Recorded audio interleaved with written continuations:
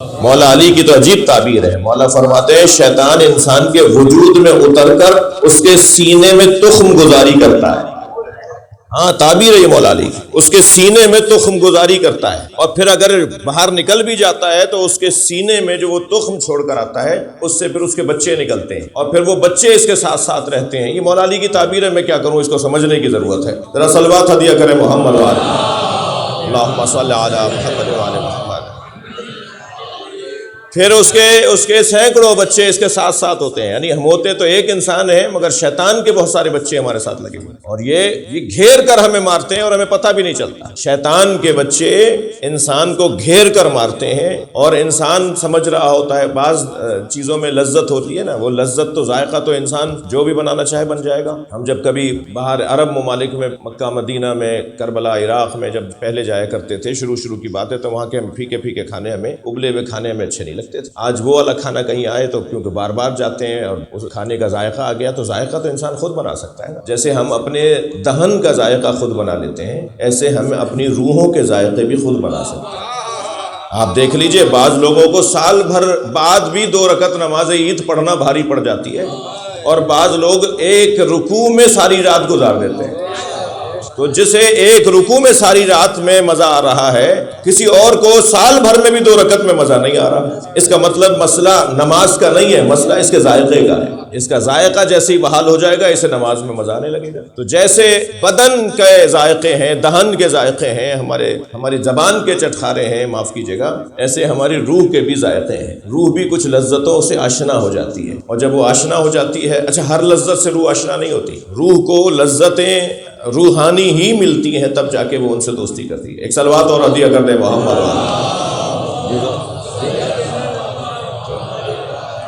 تو میں وہ اپنے اس موضوع کی طرف رہوں کہ یہاں پروردگار عالم نے ایک صلوات اور ہدیہ کریں گے محمد. اللہم صلی علی محمد.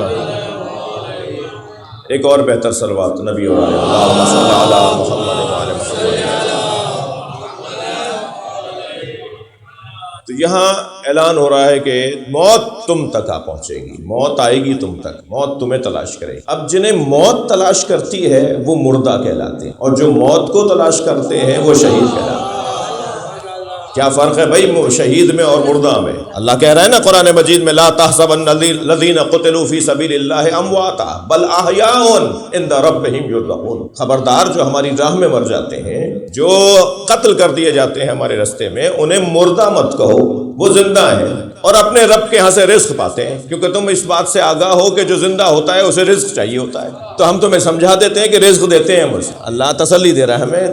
تمہارے ذہن میں یہ ہے کہ جو زندہ ہوتا ہے اسے رزق چاہیے ہوتا ہے, تو بس ہم تمہیں تسلی دے رہے ہیں کہ وہ زندہ ہے اور وہ اپنے رب کی طرف سے رزق پاتے ہیں. اور انتم لا تشعرون, اور تمہیں نہیں پتا. وہ کہتے ضروری ہے ہر بات تمہیں پتہ چلے, ضروری ہے ہم ہر بات تمہیں بتائیں. ماں کے شکم میں جو جنین ہوتا ہے اسے بتائیں کہ کراچی کا ایک علاقہ ہے گلستان جوہر, اس کا ایک امام بارگاہ صاحب الزمان, وہ کہے گا پتہ نہیں کیا باتیں کر رہے ہیں. ماں کے شکم میں جو بچہ ہے اسے آپ اگر مثال کے طور پہ بتائیں کہ بکھر کے اندر ایک روڈ ہے, اس روڈ پر ایک ہاسپٹل ہے, وہ کہے گا یہ کیا باتیں کر رہے ہیں, مجھے کیوں بتا رہے ہیں. وہ جو جب دنیا میں آئے گا, جب جا کے دیکھے گا تو اسے سمجھ میں آئے گا. ایسے بہت ساری چیزیں ہیں جو ہمیں اس دنیا میں سمجھ میں نہیں آئیں گی. ہمیں اس دنیا میں سمجھ میں نہیں آئیں گی, ہماری آنکھیں بند ہوں گی تب آنکھیں کھلیں گی. میرے مولا فرماتے ہیں الناس نیام اذا ماتوا انتبہوا. لوگ سو رہے ہیں, مولا نبی مولا علی کا فرمان, لوگ سو رہے ہیں, جب مریں گے تب اٹھیں گے. یہ جو آنکھیں کھلی نظر آ رہی ہیں ہماری آپ کی, ہم سب, میں اپنے جیسوں کی بات کر رہا ہوں, تو ہم سمجھتے ہیں آنکھیں کھلی ہونا یہ جو ہے وہ بیداری کی علامت ہے, جاگ رہے ہیں. بہت سارے لوگ تو آنکھیں کھول کے سوتے ہیں بھائی, آنکھیں کھول کے سوتے ہیں. جسے نظر نہیں آ رہا, جسے سامنے کی چیز نظر نہیں آ رہی, تو آنکھیں کھلی ہو کیا فائدہ اس کا. اور جس کی آنکھیں بند ہوں اور وہ سوتا ہوا بھی جانتا ہو کہ کیا ہو رہا ہے, تو وہ تو زندہ ہے نا, وہ تو دیکھ رہا ہے نا. تو یہ کوئی ضروری نہیں ہے کہ جو زندہ ہے اسے ہم زندہ مان لیں. اچھا مولا علی نے تو کیا موت کے بارے میں اور مرنے سے متعلق اور قبر سے متعلق اور ملک الموت کی آمد کے موقع پہ کیا ہوگا, وہ مولا نے جتنی سجا کر اس پورے مضمون کو, یعنی جو میں اس وقت مضمون پڑھنے کی کوشش کر رہا ہوں, میرے بھائی کی مجلس سے سویا میں تنویر حیدر, بھائیوں کی طرح ہمارے ساتھ کا تعلق تھا. میرے ہر دکھ میں, ہر سکھ میں, میری ہر کام میں وہ شریک رہے. ویسے سگے بھائیوں کو ہونا چاہیے, اور شاید یہ میرے احساسات آپ میں سے سب کے ہی ہوں. اکثر یہ کہیں کہ جی میرے ساتھ بھی ان کا یہی تھا. تو انسان ایسا ہی ہے کہ میرے مولا فرما رہے ہیں کہ تخالط الناس مخالطتاً, لوگوں کے ساتھ ایسے رہو ان عشتم ہنو الیکم، اگر زندہ ہو تو لوگ ملنے کے مشتاق بنے، ان متم بکو علیکم، اور مر جاؤ تو لوگ تم پر رونے کو تیار ہو۔ ایسے زندگی گزارو کہ مرنے کے بعد لوگ دکھ کریں،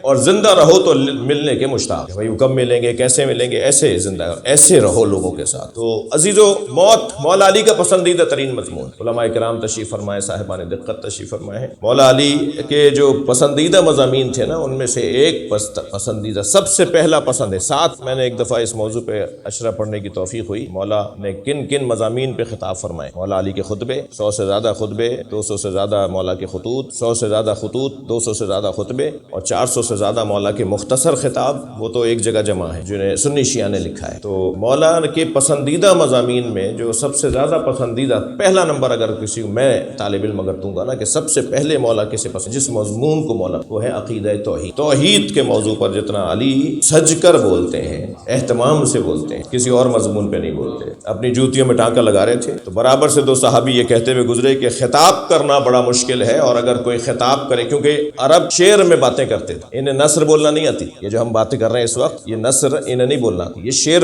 یہ شعر کو شعر سے جواب دیتے تھے، یعنی ان کے مکالمات شعری مکالمات ہوتے تھے، انہیں نثر بولنا علی نے سکھایا ہے۔ ہاں، یہ ایک پوری بحث ہے، اس کو مجھے کسی اور موقع پہ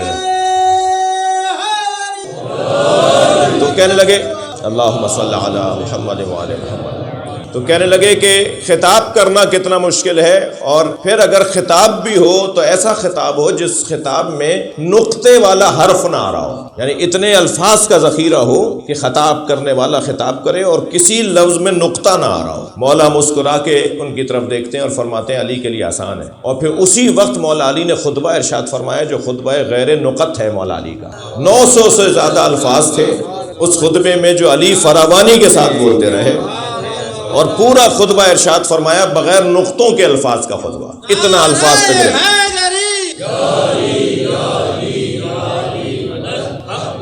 اور آپ کو سن کے اللہم صلی علی محمد وعلی محمد، ایک اور صلوات نبی۔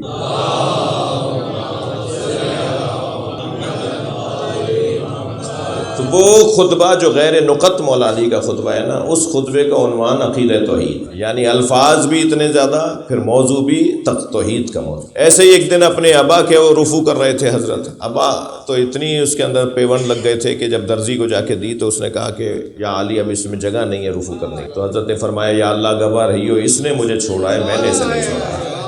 علی کا زہد، مولا علی کا زہد۔ تو ایسے اپنے ابا کو رفو کر رہے تھے تو پھر دو صحابی گزرے اور کہا کہ خطاب کرنا بہت مشکل ہے، مگر کوئی خطاب کرے اور اس خطاب میں الف کا کوئی لفظ نہ ہو، یعنی بغیر الف کے الفاظ ہوں۔ تو مولا مسکرائے، مولا نے فرمایا یہ علی کے لیے آسان ہے، اور پھر میرے مولا نے 1000 کچھ الفاظ پر مشتمل خطبہ دیا جو بغیر الف کے الفاظ پر مشتمل ہے، اور اس کا عنوان بھی توحید ہے۔